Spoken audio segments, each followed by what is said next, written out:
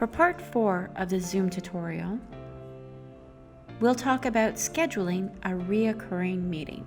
This will include privacy settings, the date options, daily, weekly, monthly, resetting the password, which is very important, and copying and pasting the invites, the hyperlinks, and how to test your links. So the first thing that we want to do is we want to make sure that we're going into meetings, right? Into our Zoom. Then we're going to go into the schedule meetings. Remember that you have to type in the topic. The description is optional. Then you can go through the calendar or you can type it in. Remember to select your time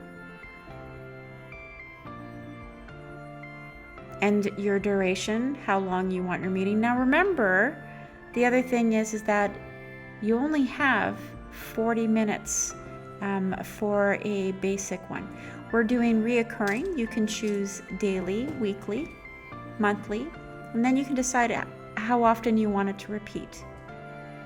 So I've chosen for Saturday, and it's once a week, and then you can choose when you want the end date. You can go through the calendar and choose any time, or you can do it after a certain amount of weeks. So I'm going to click on occurrences, which is, you can do 1 week, 2 week, 3 week, 4 week, 5 week, 6 week, or 7 week. But if you need it for longer, you can always go through the calendar schedule. So I'm just going to click on here, and then I'm going to click 4. Remember to change the password for something a little easier. You want to enable waiting room, just because when you go to the movie theater and you're waiting to get into the movie, it's the same kind of thing. You want to get prepared. You want some time to make sure that you have everything prepared. Make sure that you have your video on and you have your participants' video on, and then you have your other options as well.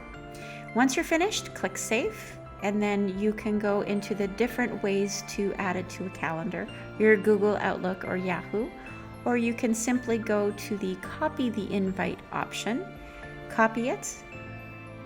You can see that all the times and the dates are there.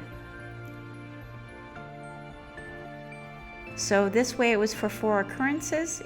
I've copied it and I've clipped it to the copy board, and I'm going to paste it into a new email to send. Now, this is a way for you to check to see if the link works. You can highlight it, and at the bottom, you will see that there is an icon that looks like a chain. And it's not showing up on the computer. However, you click and then it will link and you can open it up into a new tab. Once you open it up to a new tab, you can see that you are now having a link that works. And that is how you check the link and make a reoccurring meeting.